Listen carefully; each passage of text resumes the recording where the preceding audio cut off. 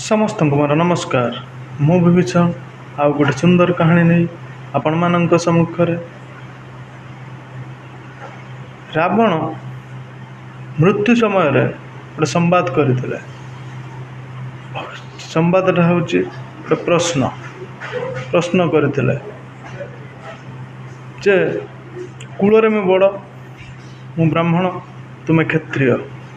कूलरे मु बड़, ज्ञान भी बड़, बलर भी बड़,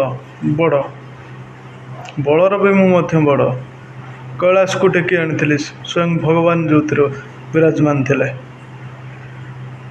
कूलर मु बड़, बलर मु बड़, ज्ञान भी मु बड़।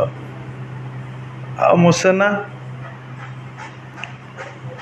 बहुत खतरनाक।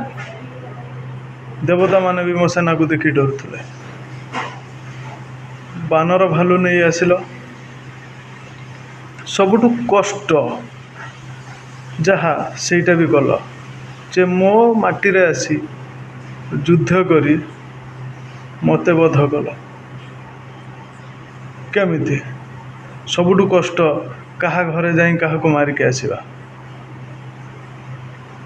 केमिति संभव कर जीव मते ए कथार उत्तर दे कि जाओ।